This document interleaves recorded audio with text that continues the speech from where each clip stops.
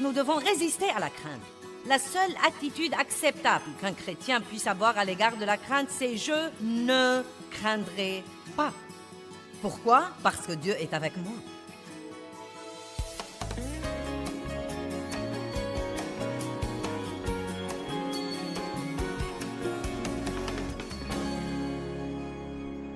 Et la seule solution à la crainte, c'est la foi et la connaissance de l'amour de Dieu pour nous individuellement. L'amour parfait chasse la peur. Comment pourrez-vous faire confiance à quelqu'un si vous ne croyez pas qu'il vous aime tout le temps et qu'il vous aime inconditionnellement? Si Dieu ne va m'aimer que quand je me comporte bien, j'aurai un besoin sérieux et je serai dans le pétrin. Amen.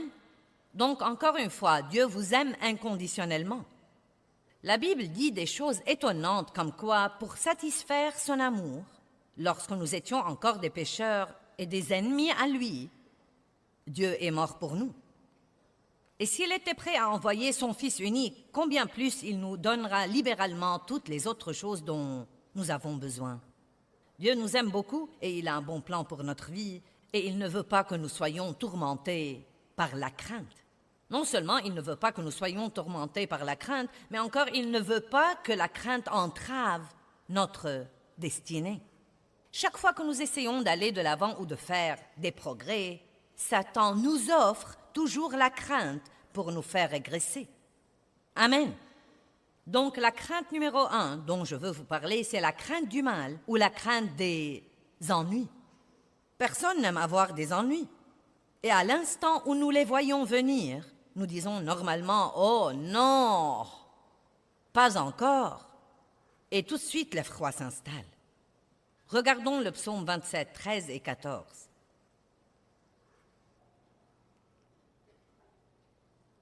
Il dit « Que serais-je devenu si je n'avais pas la confiance ?» Nous parlons de la foi. Si je n'avais pas la confiance que je verrais la bonté du Seigneur dans la terre des vivants. C'est merveilleux de parler des bonnes choses que nous aurons quand nous irons au ciel, mais nous savons tous que nous aimerions en avoir une partie dès à présent. David a dit « Que serais-je devenu si je n'avais pas la confiance que je verrais la bonté du Seigneur dans la terre des vivants ?» Donc, je veux que vous fassiez travailler votre bouche pour vous et non pas contre vous.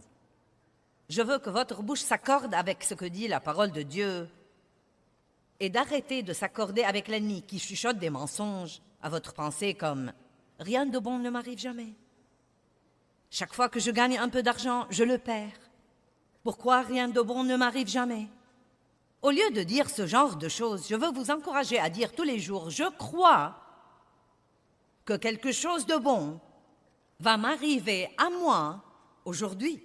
Je crois. Libérez votre foi. Nous avons tous la foi, d'après Romains 12, 3. Ce verset dit « À chacun est départie une mesure de foi. » Nous avons la foi, mais beaucoup de gens l'ont seulement, ils ne l'utilisent pas.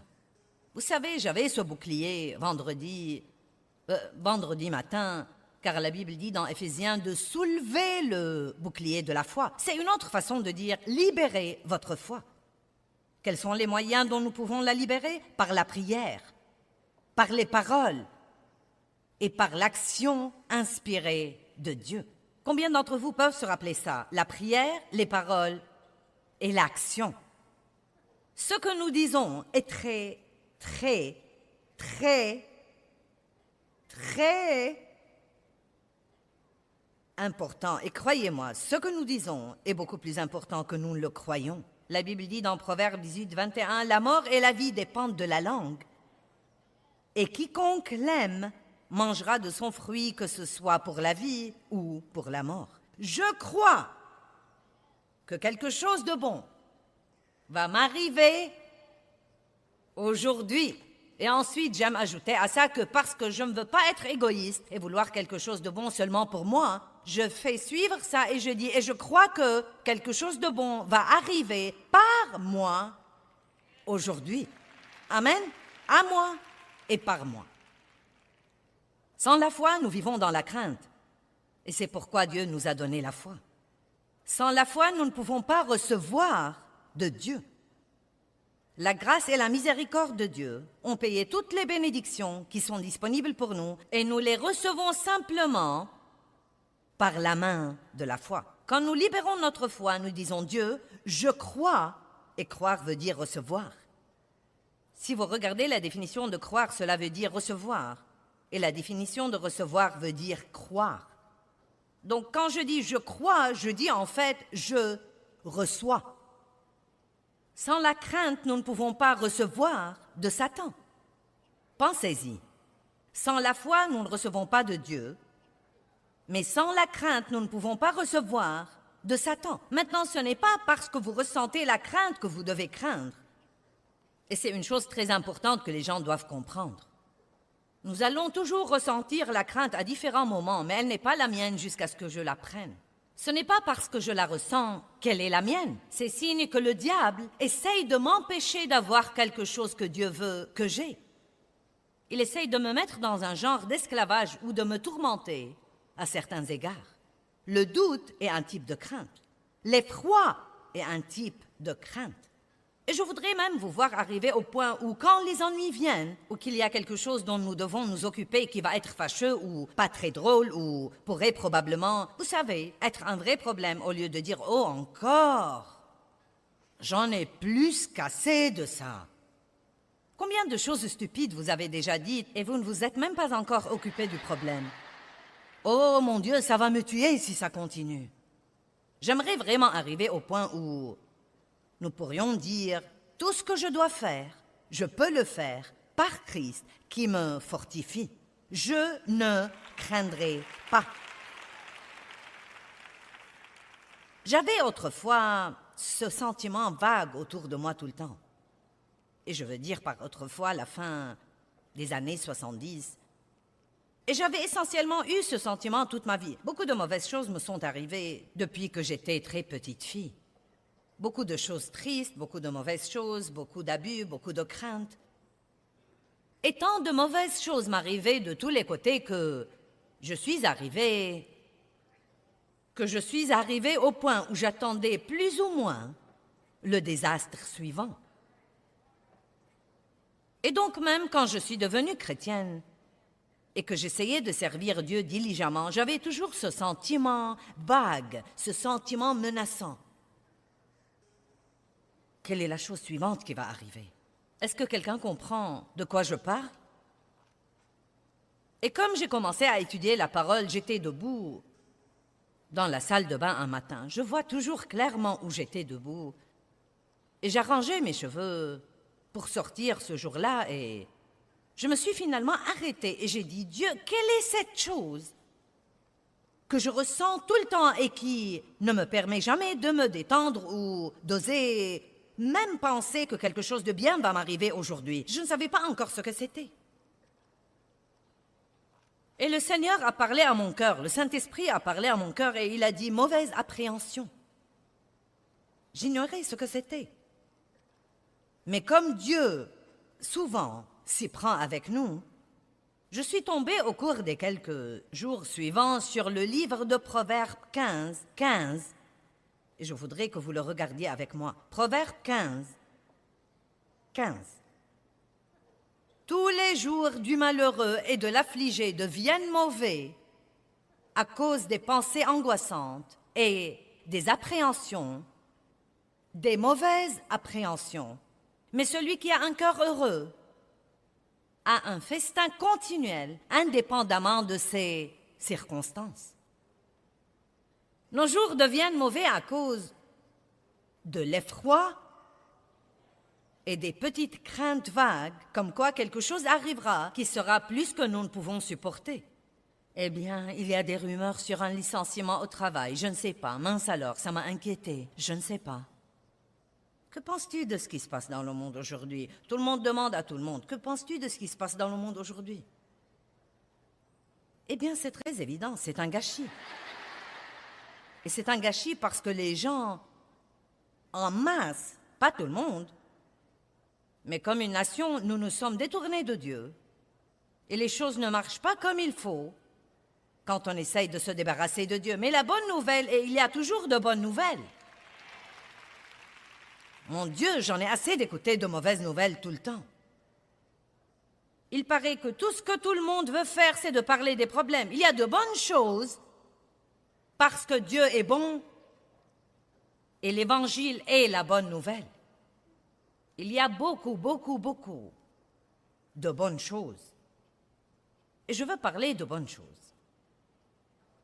Quelque chose de bon va arriver dans nos vies aujourd'hui. Et en plein milieu de tout ce bouleversement dans le monde, je crois honnêtement ça. Si nous jouons notre rôle et si nous faisons ce qu'il faut, Dieu s'occupera toujours de nous. Aussi mal que vont les choses, Dieu s'occupera toujours de son peuple.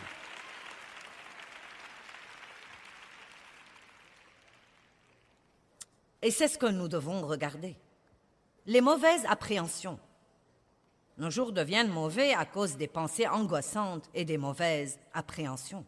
Donc, au lieu d'attendre de voir ce que sera le problème suivant, pourquoi ne pas prendre l'attitude d'attendre de voir ce que sera la bénédiction suivante? Levez-vous avec enthousiasme. J'ai hâte de voir ce que Dieu va faire pour moi aujourd'hui.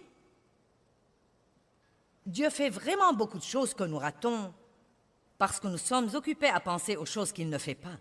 Regardons Romains 8, 32, un merveilleux verset. Qui croit vraiment que Christ est mort pour vous? Vous croyez ça aujourd'hui? Alors, écoutez ça.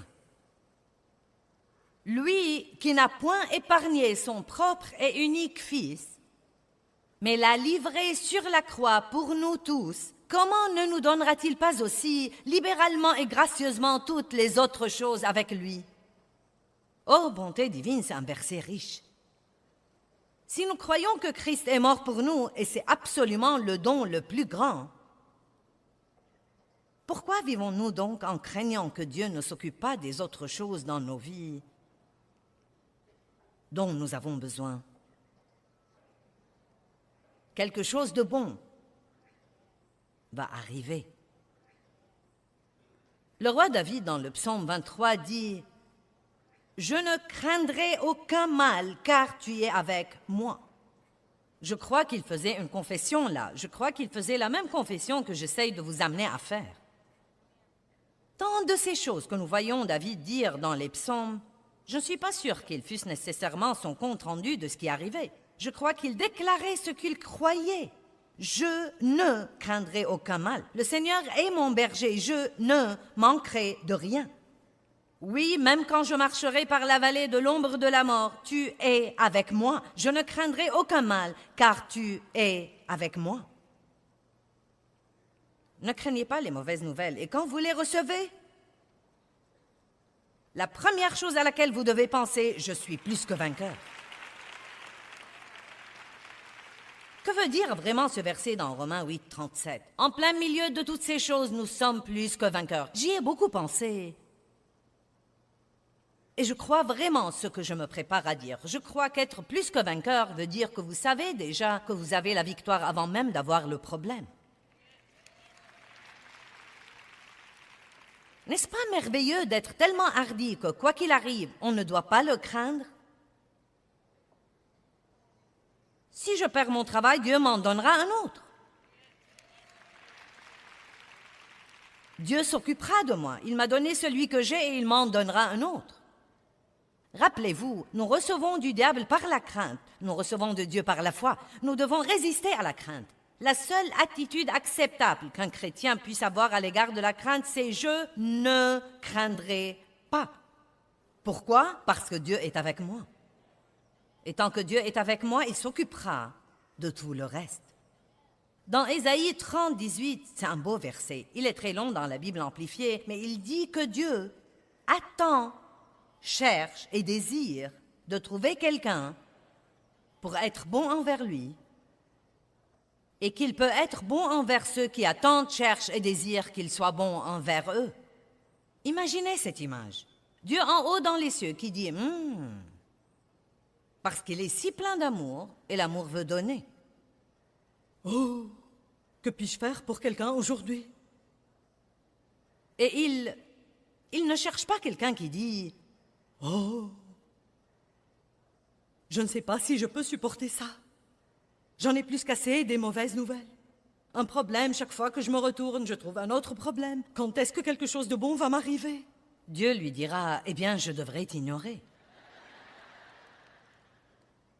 Eh bien, que cherche Dieu? Il cherche ce petit croyant doux qui dit « Je crois vraiment que quelque chose de bon va m'arriver dans ma vie. Je crois vraiment que Dieu prend soin de moi. » Maintenant, vous savez quoi? Vous applaudissez tous, mais je veux vous demander, vous allez commencer à faire ça? Et non pas le faire pour 3 jours jusqu'à oublier ce que j'ai prêché pendant que j'étais ici. Faites-en une habitude. Et même au jour où vous avez des problèmes, levez-vous et dites « Dieu est de mon côté, il est avec moi, je ne craindrai pas ». Chaque fois que vous ressentez la crainte, dites « Je ne craindrai pas ». Ne soyez pas un chrétien paresseux, ouvrez la bouche et répondez au diable. Allez. Parlez un peu avec vous-même. Je dois me parler toute seule tout le temps. Je m'occupe en ce moment de quelques trucs qui ne sont pas très agréables. Parfois, je ne dois pas m'occuper de trucs, parfois si. En ce moment, je suis dans un temps où je dois m'occuper de quelques trucs. Et j'ai dû me parler toute seule, même ce week-end. Je suis si contente de prêcher sur la foi. Si contente de prêcher ce matin sur ne pas redouter les mauvaises choses auxquelles nous devons faire face dans la vie. Et je dois continuer à dire, cela passera aussi. Ça marchera vraiment bien. D'ici une semaine ou la semaine d'après, ce sera bien fini. Dieu s'en occupera. Parlez-vous tout seul. Ne laissez pas le diable vous parler. Répondez-lui toujours. La deuxième crainte dont nous allons parler un peu ce matin est la crainte du rejet. Savez-vous que si vous craignez vraiment d'être rejeté, vous pourriez commencer à vous comporter d'une façon qui dit « Ne m'acceptez pas, je suis plutôt bizarre ». C'est vrai. Parce que la crainte vous attirera des choses si c'est une crainte intense que vous avez depuis longtemps. Je peux vous dire en ce moment que pas tout le monde vous aimera, qui que vous soyez. En fait, on dit statistiquement, les experts disent que 10% de tous les gens ne vous aimeront pas et ne m'aimeront pas, et qu'on peut survivre au rejet. C'est un sentiment douloureux. Nous voulons tous être acceptés, et aimés et applaudis, et qu'on nous dise que nous sommes merveilleux, mais tout le monde ne va pas penser ça. Et si nous ne pouvons pas comprendre ça, le diable va toujours utiliser le rejet pour nous empêcher d'avancer. J'y ai pensé ce matin. Vous savez, Dieu est rejeté tout le temps et il est bien. Je ne sais pas pourquoi je n'y ai jamais pensé auparavant. Mais la Bible dit de Jésus qu'ils l'ont haï sans cause. Il était la meilleure chose qui soit jamais arrivée et les gens l'ont haï. Il était rejeté tout le temps. Oh, mais j'aime ce que dit le psaume 118, 22. La pierre qu'ont rejeté ceux qui bâtissaient est devenue la pierre angulaire. Allez maintenant. Ils ont rejeté Jésus, mais Dieu l'a promu.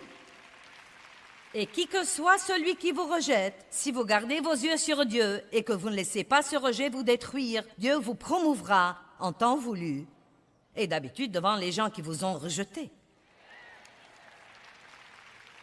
Dieu nous a donné l'individualité et il s'attend à ce que nous ne la refusions pas. Vous ne devez pas ressembler à tous les autres pour être bien accepté. Et si quelqu'un ne peut pas vous recevoir comme vous êtes, vous n'avez pas besoin de lui dans votre vie de toute façon. Amen.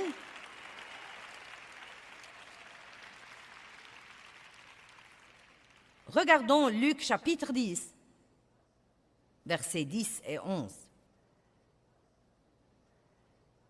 Mais dans quelque ville que vous entriez, maintenant Jésus envoie les disciples.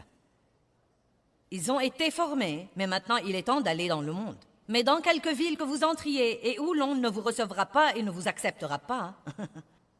Donc il ne leur a pas dit « tout le monde va aimer votre message ». Parfois, quand nous essayons d'aider les gens, nous ne comprenons pas pourquoi ils ne veulent pas de notre aide. C'est comme « j'essaye de vous aider ». Pourquoi vous ne m'aimez pas? Tout le monde ne veut pas être aidé. Mais dans quelque ville que vous entriez et où l'on ne vous recevra pas et ne vous accueillera pas, sortez dans ces rues et dites, même la poussière de votre ville qui s'est collée à nos pieds, nous l'essuyons pour vous la rendre. Mais j'aime vraiment ce que dit l'un des autres évangiles. Il dit, nous la secouons. Secouez la poussière de cette ville de vos pieds. Quand vous êtes confiant dans l'amour de Dieu et que vous êtes confiant en Christ, vous n'avez pas besoin que tous les autres au monde vous apprécient. Laissez-moi vous donner une parole de sagesse. Arrêtez de vous faire du souci pour ceux qui ne vous aiment pas et trouvez ceux qui vous aiment.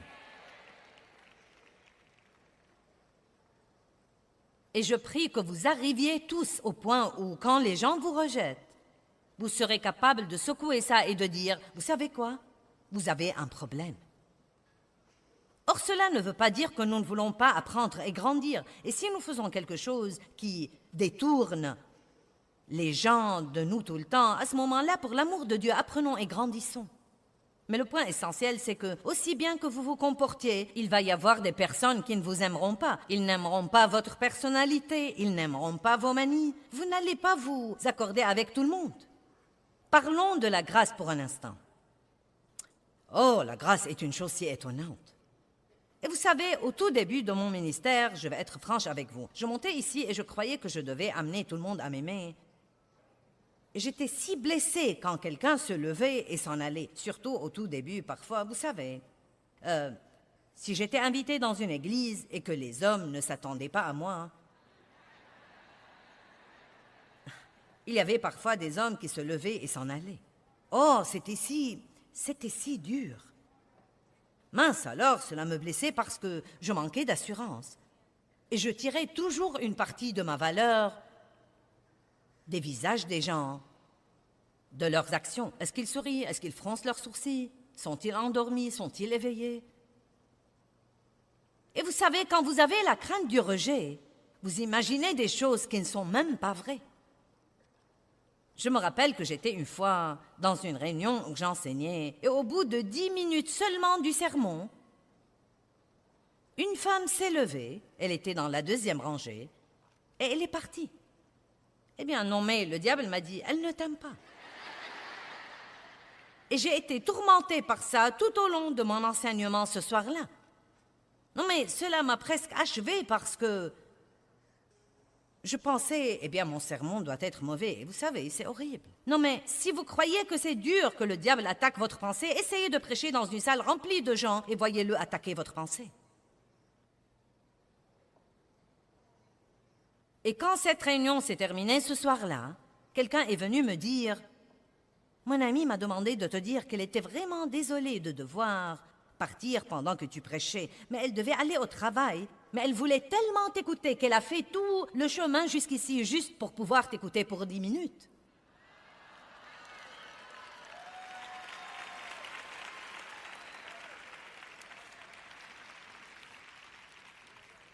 Maintenant, quand les gens s'en vont, je dis « Je suis contente que vous soyez venus et restés aussi longtemps que vous êtes restés. » Tout dépend de notre pensée et de la façon dont nous décidons de regarder les choses. Croyez-moi, nous prenons les choses très différemment quand nous sommes plus sûrs et quand nous sommes confiants en qui nous sommes en Christ. Et je ne dis pas que le rejet ne fait pas mal si quelqu'un se présente et dit « Tu sais, tu es blablabla, blablabla. » Naturellement, ça va faire mal, mais je veux vous dire que vous pouvez survivre à ça parce que la Bible dit que celui qui vous rejette à vous rejette Jésus aussi. Jésus se sent visé quand les gens nous rejettent. Je ne me tiendrai plus debout ici pour amener tout le monde à m'aimer. Ce n'est pas ce que je fais ici. J'espère en Dieu pour vous amener à m'aimer.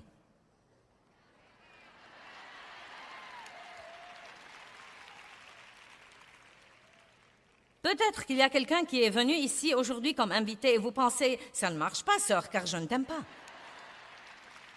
Eh bien, donnez à Dieu un peu plus de temps et vous m'aimerez. Vous m'aimerez.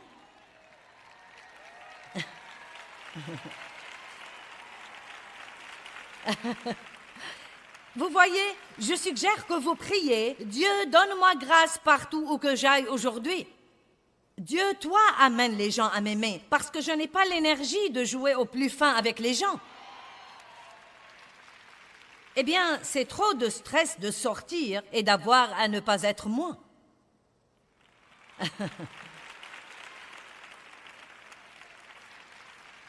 Et je vais vous dire quelque chose que nous devons tous faire. Si vous voulez rendre service aux gens dans votre vie, donnez-leur la permission d'être qui ils sont. Dave m'a fait le meilleur compliment ce matin. C'est un ange, il m'a aidé à me sentir si bien. Hier, je parlais de combien j'ai changé au cours des 45 ans de notre mariage, et j'ai dit, vous savez, Dave s'est marié à 20 femmes différentes. Et il a dit, hier quand tu as dit ça, j'ai pensé oui, et je les aimais à toutes. Donnons à Dave. Oh! Je veux que l'enseignement d'aujourd'hui vous donne une meilleure compréhension, comme quoi nous recevons toutes les bonnes choses que Dieu nous réserve par la foi, mais que nous pouvons aussi recevoir les mauvaises choses que l'ennemi nous réserve par la crainte. Nous devons donc faire confiance à Dieu, et cela nous aidera à résister à la crainte. Vous savez, Dieu vous aime, et il ne veut pas que vous soyez tourmentés par la crainte ou quoi que ce soit. Il ne veut pas non plus que la crainte vous éloigne de votre destinée.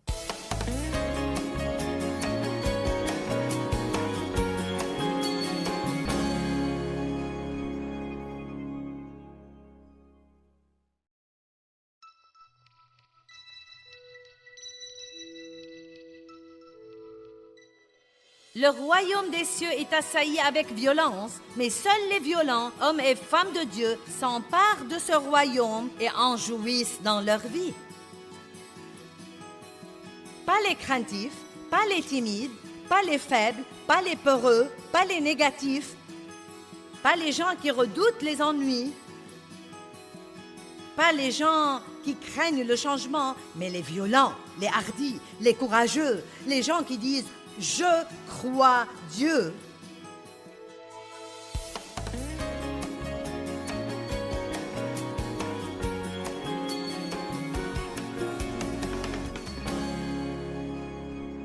La crainte de ce que les choses ne changent jamais. Le mensonge de jamais. Vous ne changerez jamais. Les membres de votre famille ne changeront jamais. Vos circonstances ne changeront jamais. Vous n'aurez jamais d'argent. Vous ne vous marierez jamais. Vous n'aurez jamais de paix. Vous ne jouirez jamais de votre vie. Les mensonges de jamais. Laissez-moi vous dire quelque chose. Tout peut être sujet de changement, sauf Dieu. Et tout change vraiment. Regardons un passage biblique, Hébreux 13, 5 et 6. C'est un peu long au début, mais tenez bon, car ça va devenir si bon. Que votre caractère ou disposition morale ne se livre pas à l'amour de l'argent, y compris l'avidité, l'avarice, la convoitise et la soif des biens terrestres, et contentez-vous de vos circonstances présentes et de ce que vous avez. Donc, où que vous en soyez en ce moment, ne craignez pas qu'il ne change jamais. Dites, eh bien, je vais être un petit campeur heureux là où j'en suis, car Dieu a un plan. Lisons le reste du verset. Il dit, car Dieu lui-même a dit, je ne te laisserai point et je ne t'abandonnerai point sans aide. Je ne te laisserai jamais impuissant et je ne te délaisserai point et je ne te laisserai jamais tomber, je ne lâcherai jamais prise de toi. Certainement pas, point d'exclamation, point d'exclamation. Waouh, waouh, waouh, waouh, waouh. Donc, je ne dois pas craindre que les choses ne changent jamais, car Dieu a un plan. Maintenant, regardons le verset 6. Nous pouvons donc nous consoler et nous sommes encouragés et nous disons plein de confiance et hardiment, le Seigneur est mon aide et je ne me tourmenterai pas, je ne craindrai point et je ne serai point terrifié. Que pourra donc l'homme me faire?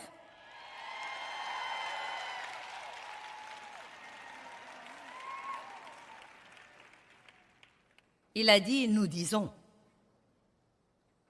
C'est pourquoi il est très important quand ces mauvaises pensées font la guerre à votre pensée, d'ouvrir la bouche et de dire ce que Dieu dit, et non pas d'ouvrir la bouche et de dire la pensée que l'ennemi vous met dans la pensée. Allons-nous être le porte-parole de Dieu ou le porte-parole de l'ennemi? Est-ce que vous avez une idée sur l'importance de savoir ce genre de choses? Avez-vous une idée? Il suffit d'aller écouter les gens autour de vous et vous direz, ce n'est pas étonnant que votre vie soit un gâchis. Nous devons apprendre l'importance et la valeur des paroles et comprendre que la mort et la vie sont au pouvoir de la langue. La parole de Dieu est une épée contre l'ennemi. Prenez votre épée et utilisez-la. J'aime la représentation de Jésus dans l'Apocalypse, montant un cheval blanc, ses yeux comme une flamme de feu, et la Bible dit, de sa bouche sortait une épée à double tranchant. Et vous savez ce que c'était la parole de Dieu? De sa bouche sortait une épée à double tranchant. Et si vous pouvez l'imaginer un instant dans l'esprit, quand vous dites la parole, en ce qui concerne l'ennemi, si vous dites la parole dans la foi, c'est juste comme une épée tranchante qui sort de votre bouche et qui le coupe en 1000 morceaux.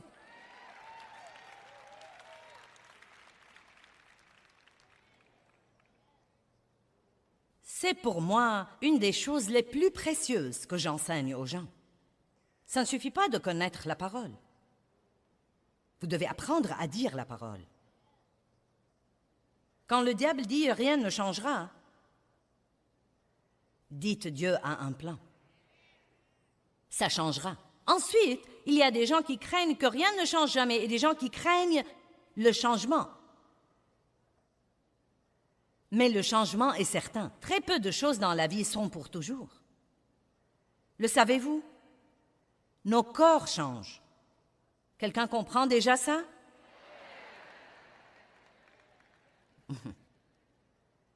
Oh, nous n'avons pas le temps d'aller là. Nos amis changent. Les enfants grandissent et quittent la maison.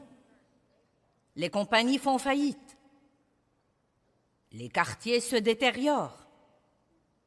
Nous changeons d'avis. Nous changeons nos engagements. Nous changeons de position sur les choses.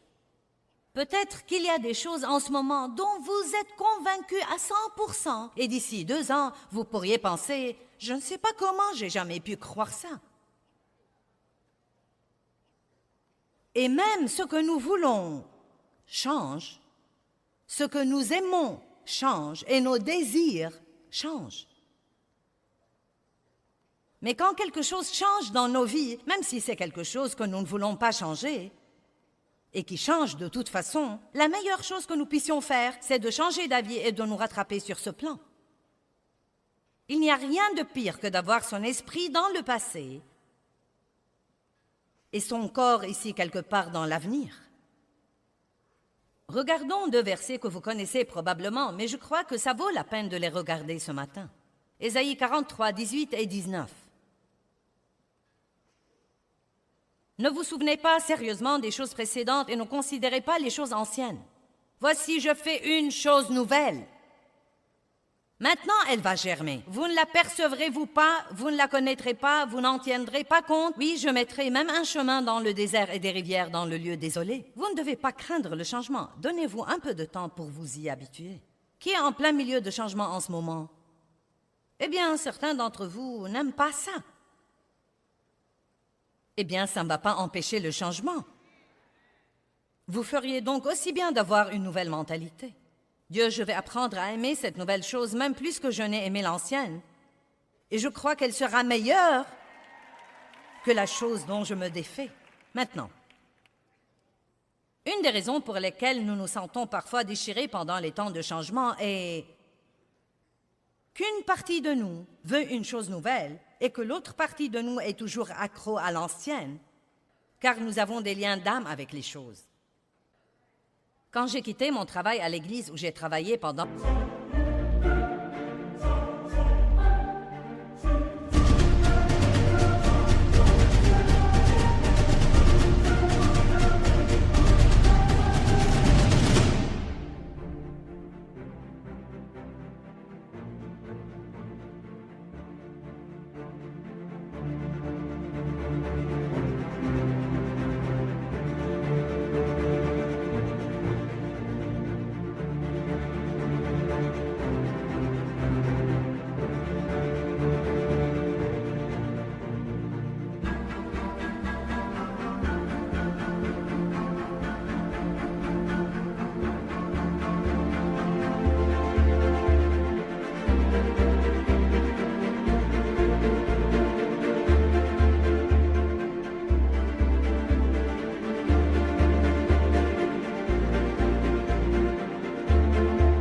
5 ans,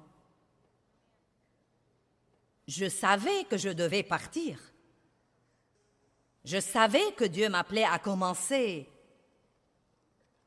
à faire les choses que je fais maintenant. Mais je peux honnêtement vous dire que j'avais tellement de liens d'âme avec les gens là et l'endroit et les relations que j'avais nouées et le confort du salaire régulier que ça m'a fait de la peine et que j'ai été embrouillée pendant 3 ans après avoir quitté parce que j'étais seule sur la route maintenant. Je me sentais seule parce que je n'avais pas avec moi toutes ces personnes que j'avais. Les gens disent toujours, je parie que c'est tellement amusant de voyager. Oh, fichez-moi la paix. Donc, j'étais toute seule sur mon chemin. Et tout était si petit à l'époque. Nous avions 20 personnes ici et 10 personnes là. Je me rappelle une réunion où nous avions 9 personnes et j'en ai pris 5 avec moi. Et il n'y avait pas de marathon.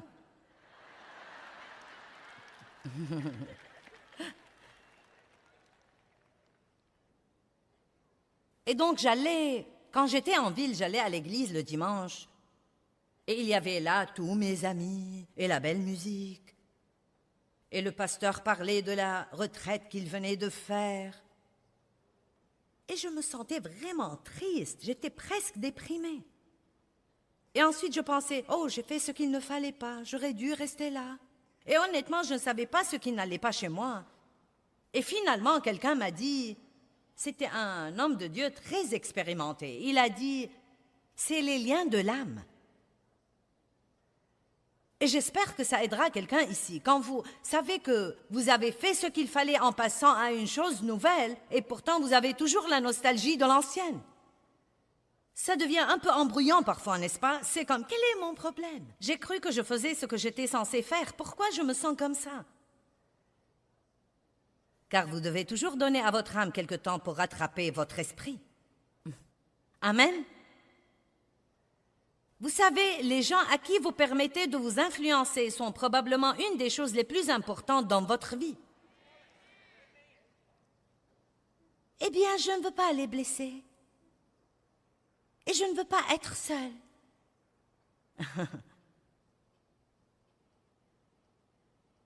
Vous seriez dans une meilleure position en passant quelques nuits seules, plutôt que de laisser les gens empoisonner votre vie. Mais voici l'essentiel. Même si vous rompez cette relation parce que vous savez qu'elle vous empoisonne la vie, cela ne veut pas dire que vous n'allez pas la regretter. Cela ne veut pas dire nous pouvons même regretter la misère.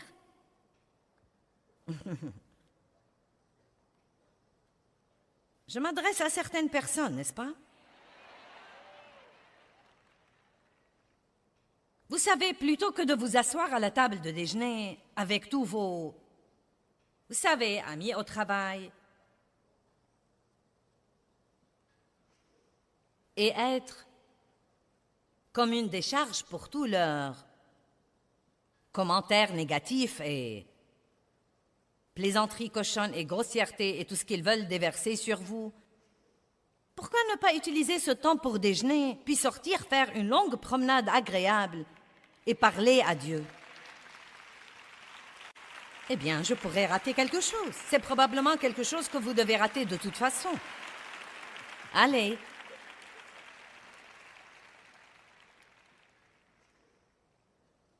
Ne craignez pas de changer.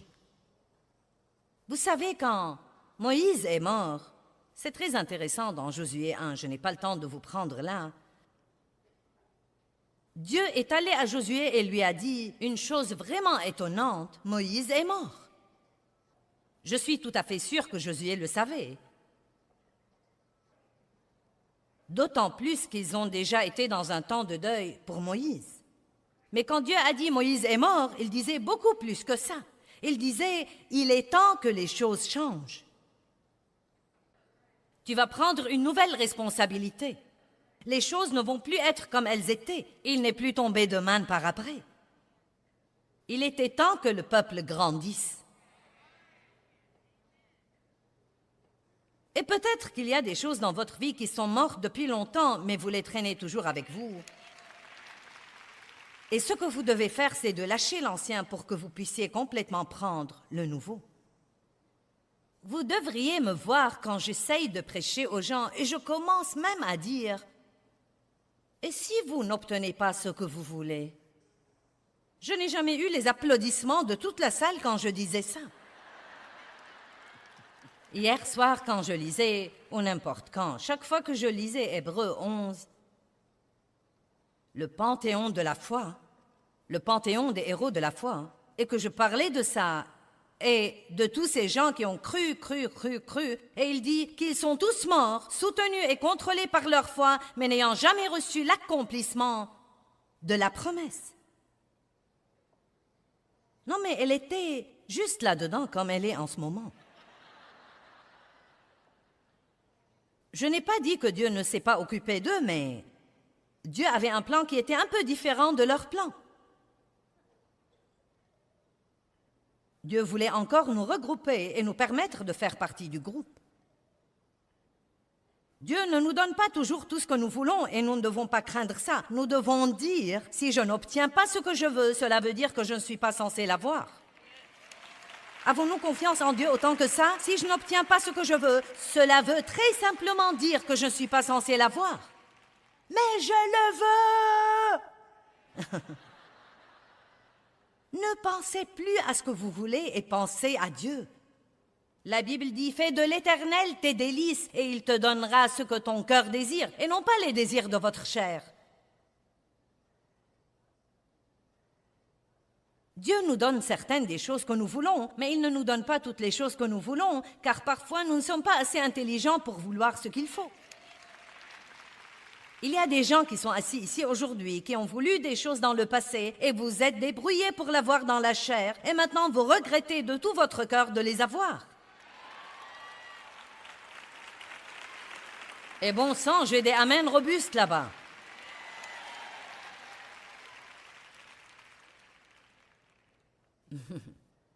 Donc, espérez en Dieu. Dieu, je ne veux pas ça si tu ne veux pas que je l'ai. Ne craignez pas de ne pas avoir ce que vous voulez.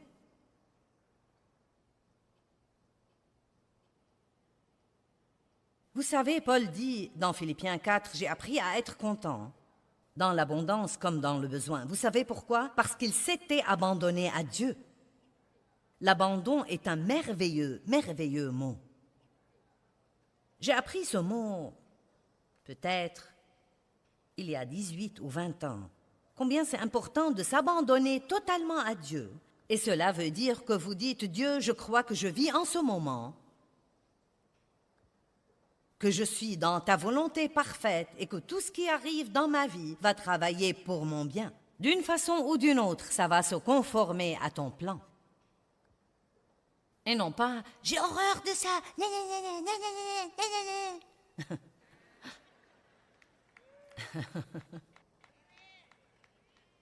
Bon, une dame là au 3e rang aime mon message.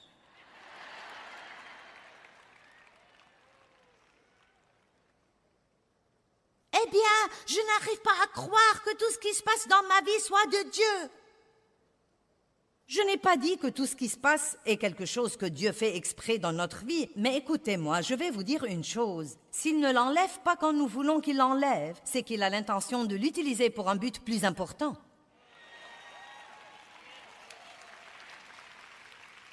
La crainte de l'échec. Laissez-moi dire d'abord que nous allons tous échouer dans la vie, mais personne ne doit être un raté. Échouer à une chose ne fait pas de vous un raté. Je vais vous dire quand vous serez un raté, quand vous arrêtez d'essayer. C'est la seule fois où vous pouvez dire « Je suis un raté ». Et vous savez quoi? La crainte de l'échec est vraiment une autre forme de la crainte du rejet. Si j'échoue, est-ce que Dieu me rejettera? Que penseront les gens? Est-ce qu'ils me rejetteront? Que diront-ils? Nous devons être courageux et nous devons faire un pas de foi et découvrir. Là encore, j'ai tant d'histoires, je n'ai pas le temps de vous les raconter toutes, mais vous savez quoi, je me rappelle tant de fois dans ma vie où J'avais si peur et où je faisais ce pas de foi. Et vous savez quoi? Beaucoup de fois, Dieu merci, les choses marchaient. Il y avait des fois où j'essayais de faire des choses et elles ne marchaient pas. Et vous devez avoir assez d'assurance pour dire « j'ai fait une erreur ». J'ai cru que j'étais menée par Dieu, je ne l'étais pas. Donc, débarrassez-vous-en et allez de l'avant. Ne laissez pas cette erreur être la fin de votre vie. Si vous croyez que vous entendez de Dieu et que vous découvrez que ce n'est pas le cas, ne pensez pas « je ne peux pas entendre de Dieu ». Personne n'entend de Dieu parfaitement. Personne n'est parfaitement mené par le Saint-Esprit. Nous apprenons. Je veux vous encourager aujourd'hui à être un chrétien violent. Vous dites « mais de quoi tu parles ?» Regardons Matthieu 11, 12. Courageux, violent. Depuis les jours de Jean le Baptiste jusqu'à présent, le royaume des cieux est assailli avec violence. Ce sont des violents qui s'emparent de lui, comme d'un prix précieux. Une part dans le royaume céleste est cherchée avec la ferveur la plus ardente et l'effort intense. Si vous étudiez ces deux mots, les violents, violence et les violents, ils ont deux sens différents. Ce sont deux mots grecs différents. Et le premier, le royaume des cieux, est assailli avec violence. Cela veut dire attaquer, une mauvaise attaque. Et les violents veut dire...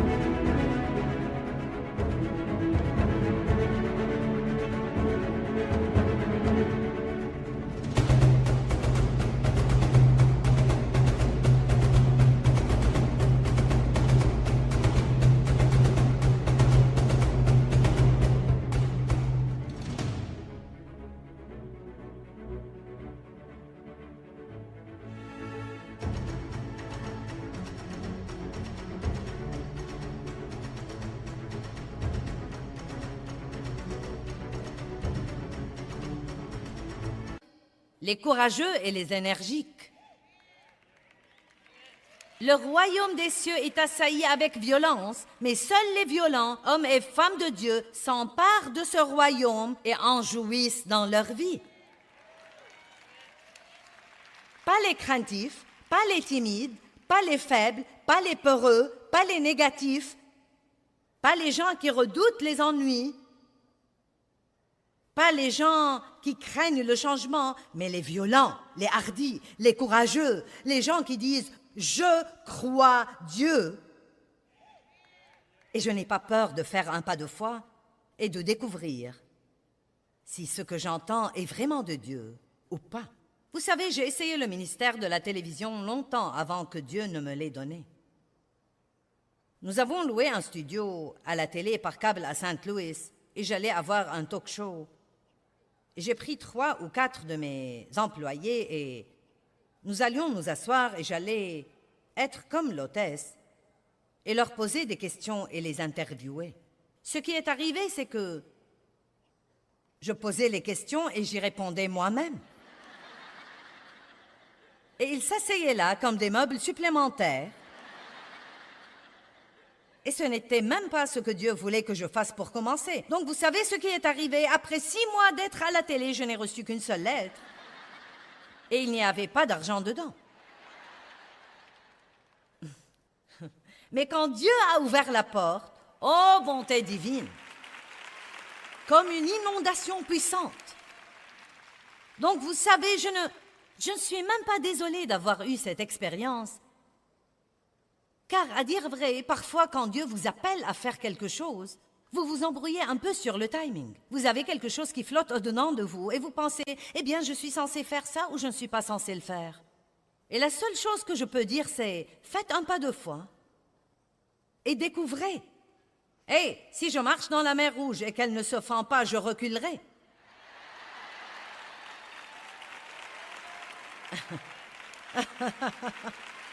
Ce n'est pas trop difficile à comprendre. Le pire que vous puissiez avoir est un orteil humide. Mais ne restez pas là à regarder la mer Rouge toute votre vie et à dire « j'ai peur de découvrir si tu vas te fendre ». Eh bien, j'ai essayé de fendre la mer Rouge en allant à la télévision et j'étais en avance sur le timing de Dieu. Mais quand il l'a fendue, allez! Dieu vous donnera grâce et Dieu vous mettra un chemin. Mais vous savez quoi? Écoutez ce que je vais dire. Dieu vous donnera grâce et Dieu vous mettra un chemin. Mais écoutez maintenant. Mais vous devez être heureux là où vous en êtes. Oh, maintenant vous êtes loin d'être aussi enthousiasmés.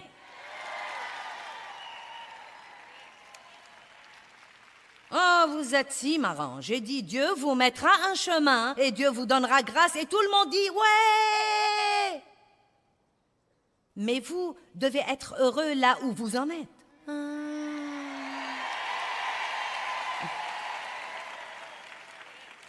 Et la dernière crainte, numéro 7, que je veux mentionner, c'est la crainte d'être blessé.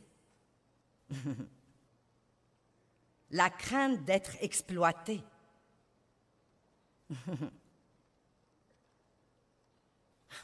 Ne vivez pas comme ça. Vous ne devez pas craindre d'être blessé, car je peux vous dire d'avance que vous serez blessé. Ne laissez pas ce genre de crainte vous contrôler. Les gens me marcheront sur les pieds. Personne ne m'appréciera. Tout le monde va m'oublier. Je serai blessé. Les gens profiteront de moi. Ne vivez pas comme ça. Dites, Dieu, je me fierai à toi. Comme quoi, si je m'humilie sous ta main puissante, je me fierai à toi, Dieu. Comme quoi, si j'arrête d'essayer de m'occuper de moi, tu t'occuperas toi-même de moi. Si j'arrête d'essayer de me protéger, Dieu, je crois que tu me protégeras. Et pas seulement ça, j'ai compris il y a longtemps. Oui, si je vais traiter avec les gens, je serai blessé parfois. Mais vous savez quoi, le guérisseur vit en nous. Dès que nous sommes blessés, nous pouvons aller à lui et dire « Dieu, je m'attends à ce que tu guérisses cette blessure, mais je refuse de vivre dans la crainte. » Laissez-moi clôturer avec 1 Pierre 5, 6 et 7. Je veux que nous le regardions. Et c'est mon commentaire final pour vous aujourd'hui. Humiliez-vous donc sous la main puissante de Dieu, afin qu'il vous élève au temps convenable. Et déchargez-vous de tous vos soucis, toutes vos angoisses, toutes vos inquiétudes, toutes vos préoccupations, une fois pour toutes, sur lui, car lui-même vous aime affectueusement et prend soin de vous attentivement. Arrêtez d'essayer de vous occuper de vous-même et laissez Dieu être Dieu. Amen. Je veux que l'enseignement d'aujourd'hui vous donne une meilleure compréhension, comme quoi nous recevons toutes les bonnes choses que Dieu nous réserve par la foi, mais que nous pouvons aussi recevoir les mauvaises choses que l'ennemi nous réserve par la crainte. Nous devons donc faire confiance à Dieu et cela nous aidera à résister à la crainte. Vous savez, Dieu vous aime et il ne veut pas que vous soyez tourmentés par la crainte ou quoi que ce soit. Il ne veut pas non plus que la crainte vous éloigne de votre destinée.